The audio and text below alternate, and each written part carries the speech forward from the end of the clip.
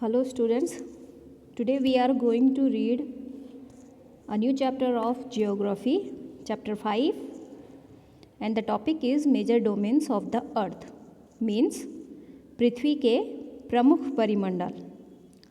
Domains का मतलब होता है परिमंडल. As you have read in first chapter, the earth is only planet which has life. जैसा कि आपने पहले चैप्टर में पढ़ चुके हैं कि पृथ्वी एकमात्र ही ऐसा ग्रह है जहाँ जीवन है. Human beings can live here because the life sustaining elements of land, water and air are present on the earth. मानव यहाँ जीवित रह सकता है क्योंकि जीवन के लिए जो भी आवश्यक तत्व हैं, इम्पॉर्टेंट एलिमेंट्स हैं, जैसे भूमि, जल और हवा, ये सब पृथ्वी में ही मौजूद हैं. इसलिए यहाँ पे मानव जीवित रह सकता है. The surface of the earth is a complex zone in which three main components of the environment met, overlap and interact. पृथ्वी की जो सतह है वो ऐसी है जिसमें पर्यावरण के तीन इम्पॉर्टेंट घटक इम्पॉर्टेंट कंपोनेंट्स आपस में मिलते हैं और एक दूसरे के साथ इंटरेक्ट करते हैं, एक दूसरे को प्रभावित करते हैं. The solid portion of the earth on which we live is called the lithosphere. पृथ्वी का ठोस भाग जिस पर हम रहते हैं, जो हार्ड पार्ट होता है पृथ्वी का जिस पे हम रहते हैं, उसे कहते हैं लिथोस्फेयर. हिंदी में बोलते हैं भूमंडल. The gaseous layers that surrounds the earth is the atmosphere where oxygen, nitrogen, carbon dioxide and other gases are found. Gas की परतें जो पृथ्वी को चारों ओर से घेर के रखती हैं उसे वायुमंडल कहा जाता है, एटमॉस्फेयर. और उस वायुमंडल में ऑक्सीजन, नाइट्रोजन, कार्बन डाइऑक्साइड और दूसरी गैसें पाई जाती हैं एटमॉस्फेयर में. Water covers a very big area of the earth's surface and this area is called the hydrosphere. पृथ्वी का जो बहुत बड़ा भाग है उसमें केवल जल पाया जाता है और उस भाग को, उस पार्ट को हाइड्रोस्फेयर कहते हैं, हिंदी में जलमंडल. The hydrosphere comprises water in all its forms, that is ice, water and water vapor. जल जो हाइड्रोस्फेयर है उसमें जल की सभी अवस्थाएं रहती हैं, जैसे बर्फ़ के रूप में जल पानी रहता है, जल पानी के रूप में पानी रहता है और जलवाष्प वाटर वेपर के रूप में भी जल रहता है.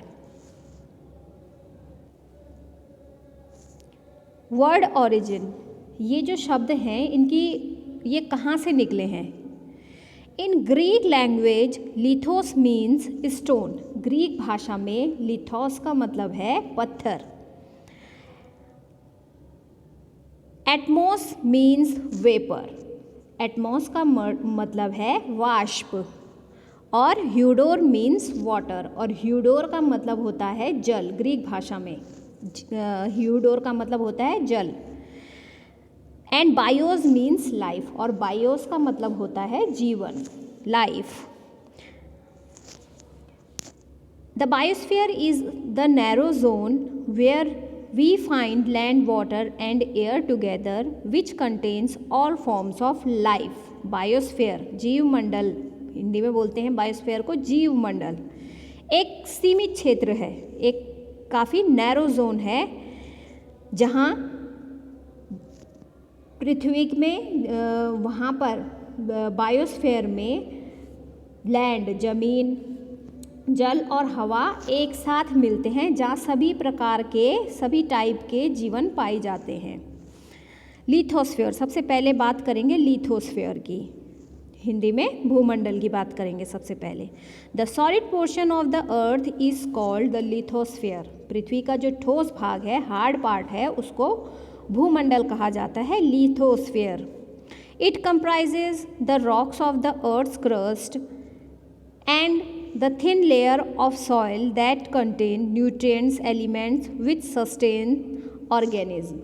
यहाँ जो क्रस्ट है, पृथ्वी की जो क्रस्ट है उसमें चट्टानों और मिट्टी की पतली परतों से बना होता है ये लिथोस्फीयर, जिसमें जीवों के लिए पोषक तत्व सारे न्यूट्रिएंट्स पाए जाते हैं। इन मिट्टी में और इन चट्टानों में जीवों के लिए सभी न्यूट्रिएंट्स पाए जाते हैं।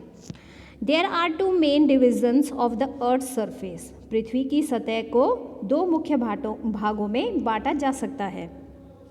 The large land masses are known as the continents and the huge water bodies are called the ocean basins. जो बड़े स्थलीय भूभाग हैं उनको महाद्वीप के नाम से जाना जाता है, कॉन्टिनेंट्स कहते हैं। और जो बड़े बड़े, जहाँ बहुत सारा पानी है, बहुत ज़्यादा पानी है, उन जलाशयों को ओशन बेसिन कहा जाता है, महासागरीय बेसिन के नाम से जाना जाता है वो part.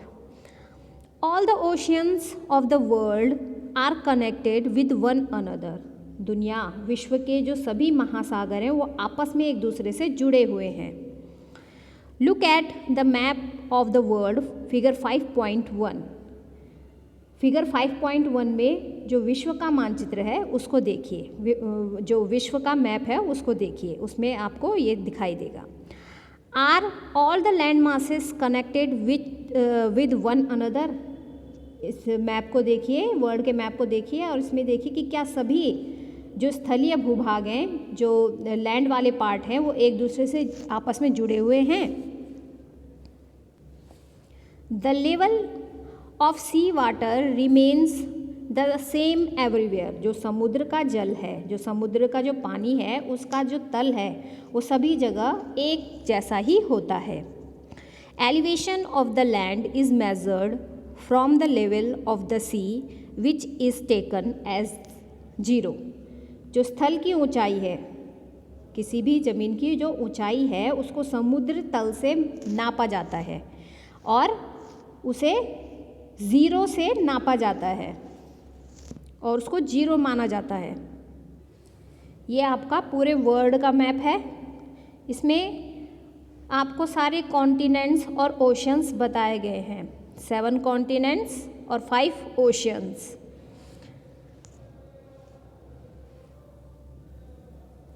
The highest mountain peak, Mount Everest, is 8,848 meters above the sea level. विश्व का जो सबसे, दुनिया का जो सबसे ऊंचा पीक है, जो सबसे ऊंची शिखर है जो माउंट एवरेस्ट, वो समुद्र के तल से 8,848 मीटर ऊंचा है। ये जो माउंट एवरेस्ट है वो समुद्र तल से 8,848 मीटर ऊंचा है। The greatest depth of 11,022 metres is recorded at Mariana Trench in the Pacific Ocean. जो वर्ल्ड का जो सबसे गहरा भाग है वो पैसिफिक ओशियंस का मारियाना ट्रेंच है, जिसकी गहराई 11,022 मीटर है।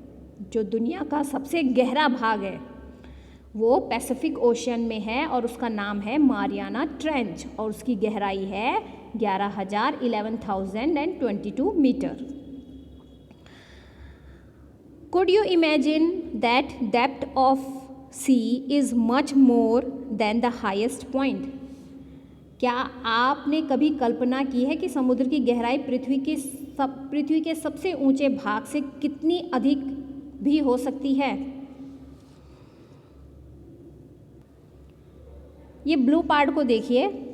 डू यू नो, क्या आप जानते हैं, Edmund Hillary New Zealand and Tenzing Norgay Sherpa India were the first man to climb the highest mountain peak Mount Everest on the planet Earth on 29 May 1953।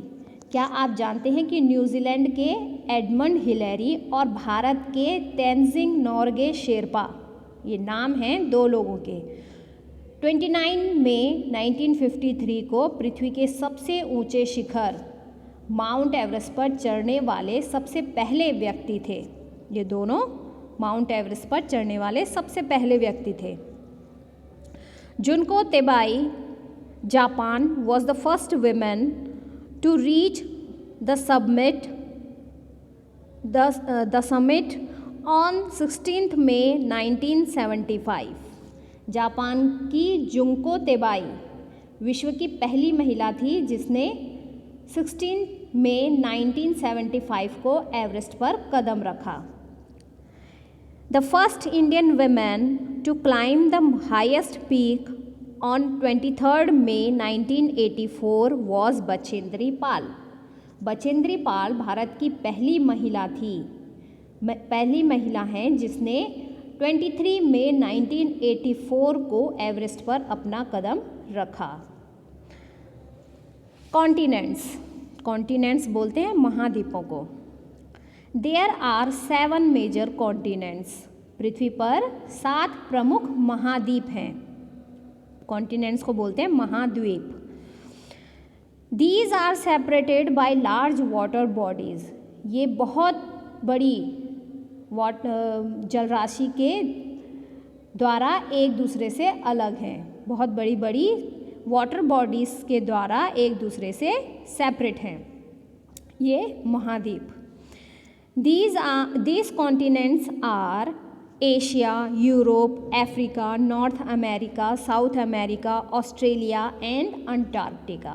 ये जो महाद्वीप हैं ये हैं एशिया, यूरोप, अफ्रीका, उत्तरी अमेरिका, दक्षिण अमेरिका, ऑस्ट्रेलिया और अंटार्कटिका.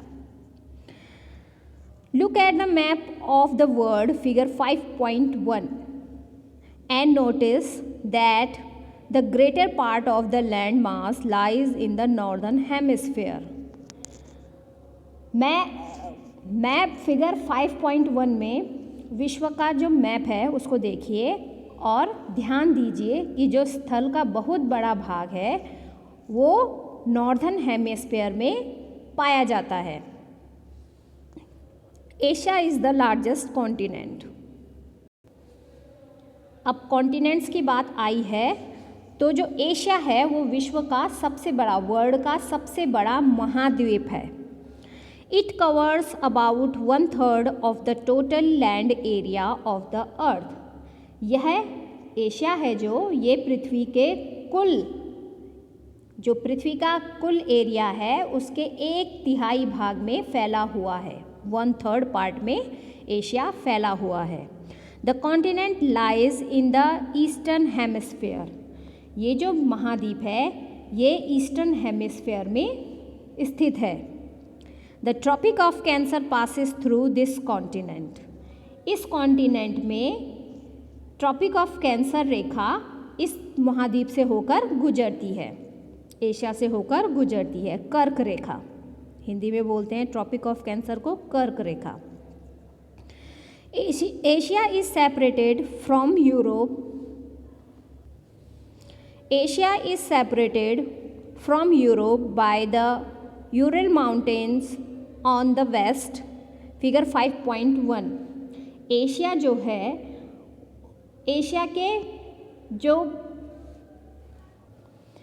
एशिया के पश्चिम में यूराल पर्वत हैं, यूराल के पहाड़ हैं जो इसे यूरोप से अलग करता है. एशिया को यूरोप से अलग कौन करता है? जो इसके वेस्ट में जो यूराल की पहाड़ियाँ हैं वो इसे एशिया से यूरोप को अलग करते हैं. इसको देखो फिगर 5.1 में. The combined land mass of the Europe and Asia is called the Eurasia. Europe plus Asia. Europe और एशिया को अगर हम कंबाइंड करेंगे, अगर हम एक दूसरे से मिलाएंगे तो ये मिलकर बनता है यूरेशिया. Europe plus Asia. तो इसको यूरोप प्लस एशिया जब मिलता है तो इस पार्ट को बोलते हैं Eurasia. Europe is much smaller than Asia. Europe Asia से बहुत छोटा है. The continent lies to the west of Asia. ये जो कॉन्टिनेंट है जो यूरोप है वो ये महाद्वीप एशिया के वेस्ट में है.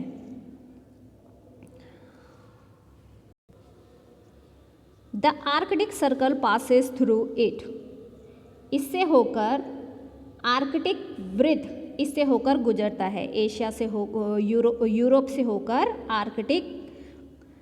आर्कटिक जो सर्कल है वो यूरोप से होकर गुजरता है। It is bounded by water bodies on 3 side. जो ये यूरोप है ये 3 तरफ से पानी से घिरा हुआ है। Look at the map of the world and locate it. विश्व के जो मैप है उसको देखिए और इसकी स्थिति का पता लगाइए। Africa is the second largest continent after Asia. Africa जो है वो एशिया के बाद विश्व का, वर्ल्ड का दूसरा सबसे बड़ा महाद्वीप है। The equator of 0 degree latitude runs almost through the middle of the continent. जो इक्वेटर है या 0 डिग्री का जो लैटिट्यूड है वो इस महाद्वीप के लगभग मिडिल पार्ट से होकर गुजरती है। A large part of Africa lies in the northern hemisphere. Africa का बहुत बड़ा भाग नॉर्थर्न हेमिस्फीयर में स्थित है। Look at the figure 5.1।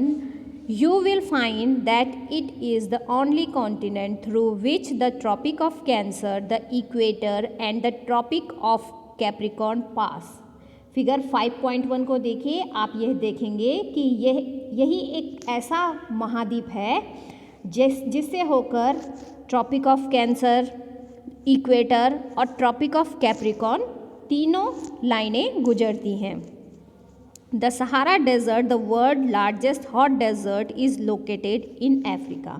जो विश्व का सहारा डेजर्ट है, जो सहारा का रेगिस्तान है, विश्व का सबसे बड़ा जो डेजर्ट है सहारा डेजर्ट, वो सबसे बड़ा गर्म रेगिस्तान है जो वो यहीं अफ्रीका में ही है, स्थित है। The continent is bound on all sides by oceans and seas. ये जो महाद्वीप है ये चारों तरफ से समुद्रों और महासागरों से घिरा है। Look at the world map figure 5.1. You will notice that the world longest river Nile flows through Africa. Figure 5.1 में विश्व के मानचित्र को देखिए। आप देखेंगे कि विश्व की जो सबसे लंबी नदी है नील नदी, वो अफ्रीका से होकर गुजरती है। Notice where the equator, the Tropic of Cancer and the Tropic of Capricorn pass in the map of Africa. Africa का मानचित्र देखिए, मैप देखिए, अफ्रीका का मैप देखिए और बताइए कि Tropic of Cancer, Tropic of Capricorn और इक्वेटर इसके किन किन भागों से होकर गुजरती है। North America. North America is the 3rd largest continent of the world. North America को हिंदी में बोलते हैं उत्तर अमेरिका। उत्तर अमेरिका विश्व का, वर्ल्ड का तीसरा सबसे बड़ा महाद्वीप है। It is linked to South America by a narrow stripe of land called the isthmus of Panama. यह जो उत्तर अमेरिका है वो दक्षिण अमेरिका से एक संकरे स्थल से जुड़ा है, नैरो स्ट्राइप से जुड़ा है, जिसे पनामा जल संधि कहते हैं।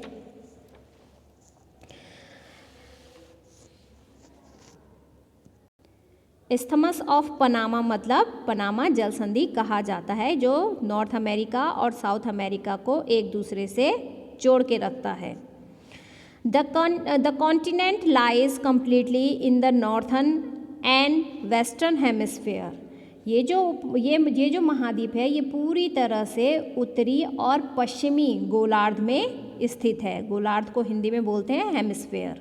नॉर्थर्न एंड वेस्टर्न हेमिस्फीयर में स्थित है। 3 ओशियन सराउंडेड दिस कॉन्टिनेंट। ये जो महाद्वीप है इसको 3 महासागरों ने घेरा हुआ है। Can you name these oceans, क्या आप इन महासागरों के नाम बता सकते हैं? इस फिगर को देखिए, फिगर 5.2 को। इसमें आपको नॉर्थ अमेरिका, साउथ अमेरिका दिखाई देगा। इसमें जो एरो का साइन है वो बता रहा है नॉर्थ अमेरिका और साउथ अमेरिका को जिस जल संधि ने जोड़ा हुआ है वो है इस्थमस ऑफ पनामा। ये आपको दिखाई दे रहा है, यहाँ पे लिखा हुआ है इस्थमस। ये काफ़ी नैरो स्ट्राइप है, बहुत पतली से एक स्ट्राइप है, इसको बोलते हैं इस्थमस ऑफ पनामा। और इसने नॉर्थ अमेरिका और साउथ अमेरिका, दो कॉन्टिनेंट्स को आपस में जोड़ रखा है। South America lies mostly in the southern hemisphere. दक्षिण अमेरिका, साउथ अमेरिका को हिंदी में बोलते हैं दक्षिण अमेरिका। दक्षिण अमेरिका का जो ज़्यादातर भाग है वो सदर्न हेमिस्फीयर में स्थित है। सदर्न हेमिस्फीयर को बोलेंगे हिंदी में दक्षिणी गोलार्ध। तो जो दक्षिण अमेरिका का जो ज़्यादातर पार्ट है वो दक्षिणी गोलार्ध में स्थित है। Which two oceans surround it on the east and the west. इसके पूर्व और ईस्ट और वेस्ट में कौन से दो महासागर स्थित हैं? The Andes world's longest mountain range runs through its length from north to south, figure 5.1। विश्व की जो सबसे लंबी पर्वत श्रृंखला है एंडीज, इसके उत्तर से दक्षिण की ओर फैली हुई है। दक्षिण अमेरिका के उत्तर से दक्षिण की ओर फैली हुई है। कौन सी पर्वत श्रृंखला? एंडीज पर्वत श्रृंखला। उसको आप फिगर 5.1 में देख सकते हैं। South America has the world largest river the Amazon. South America में, दक्षिण अमेरिका में विश्व की सबसे बड़ी नदी अमेज़न बहती है। अमेज़न नदी आपने सुना होगा, वो साउथ अमेरिका में है और विश्व की सबसे बड़ी नदी है वो। विश्व की सबसे लंबी नदी है नाइल रिवर और विश्व की सबसे बड़ी नदी है अमेज़न रिवर। इस फिगर 5.2 को देखिए, इसमें जल संधि और स्थल संधि, इस्थमस और स्ट्रेट के बारे में बताया है। इस्थमस बोलते हैं स्थल संधि को, जहाँ पे ज़मीन होती है, और स्ट्रेट को बोलते हैं जल संधि, जहाँ पे पानी होता है। तो इसमें जो इंडिया का वो मैप बना है उसको देखिए, इसमें लिखा हुआ है a straight is a narrow passage of water connecting two large water bodies like seas and oceans। Straight को बोलते हैं जल संधि। तो इसमें लिखा है जल संधि पानी का संकरा, नैरो मतलब संकरा भाग होता है, जो दो बड़ी जलराशि जैसे समुद्रों और महासागरों को एक दूसरे से जोड़ता है। इसमें इंडिया और श्रीलंका अलग है इंडिया से। इनके बीच में जो एरो का निशान आपको दिखाई दे रहा है, स्ट्रेट लिखा हुआ है इसमें, यह है जल संधि। इंडिया से मिला हुआ नहीं है श्रीलंका, इंडिया से ये जल संधि के द्वारा जुड़ा हुआ है। तो इसमें लिखा हुआ है name the straight between India and Sri Lanka. India और श्रीलंका को जो जल संधि जोड़ती है उस जल संधि का नाम क्या है? तो इस जल संधि का नाम है पल्क स्ट्रेट। पल्क जल संधि इंडिया और श्रीलंका के बीच में स्थित है। Australia is the smallest continent that lies entirely in the southern hemisphere। Australia जो है वो वर्ल्ड का सबसे छोटा महाद्वीप है, सबसे छोटा कॉन्टिनेंट है ऑस्ट्रेलिया, जो कि पूरी तरह से सदर्न हेमिस्फीयर में स्थित है, दक्षिणी गोलार्ध में स्थित है। It is surrounded on all sides by the oceans and the seas. ये जो महाद्वीप है ये चारों तरफ से महासागरों और समुद्रों से घिरा हुआ है। कौन? Australia. It is called and island continent. इसे आइलैंड कॉन्टिनेंट भी कहा जाता है। द्वीपीय महाद्वीप, आइलैंड कॉन्टिनेंट को बोलते हैं द्वीपीय महाद्वीप। तो इसके चारों ओर पानी है, इसीलिए इसको आइलैंड कॉन्टिनेंट भी कहते हैं। Antarctica. Antarctica completely in the southern hemisphere is a huge continent. Antarctica एक बहुत बड़ा महाद्वीप है जो कि सदर्न हेमिस्फीयर में स्थित है, दक्षिणी गोलार्ध में स्थित है. The South Pole lies almost at the centre of this continent. जो साउथ पोल है इस महाद्वीप के सेंटर में स्थित है, मध्य में स्थित है. As it is located in the south polar region, it is permanently covered with thick ice sheets. क्योंकि यह साउथ पोल एरिया में स्थित है अंटार्कटिका, इसलिए यहाँ पर हमेशा बर्फ़ की मोटी परत, ये जो अंटार्कटिका है ये बर्फ़ की मोटी परतों से हमेशा ढका रहता है.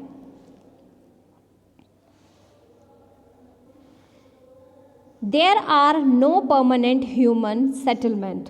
यहाँ किसी भी प्रकार का स्थायी मानव, यहाँ पे किसी भी प्रकार के जो इंसान है यहाँ पर नहीं रह सकता है. वहाँ पे किसी का घर नहीं है बना हुआ. तो यहाँ पे क्योंकि पूरे साल भर बर्फ़ की मोटी परत रहती है, इसलिए यहाँ पे इंसान नहीं रह सकता है. Many countries have research stations in Antarctica. यहाँ पे बहुत सारे देशों के रिसर्च सेंटर हैं.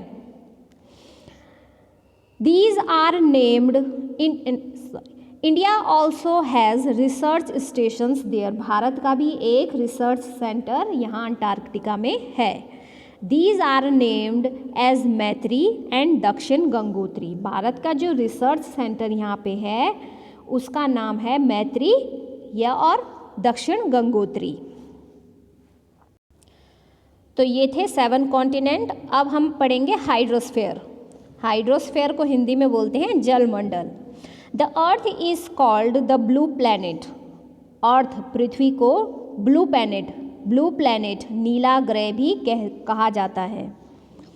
More than 71% of the earth is covered with water and 29% is with land. पृथ्वी का जो 71% भाग है उसमें पानी है और 29% भाग में ज़मीन है, लैंड है, स्थल है, ज़मीन.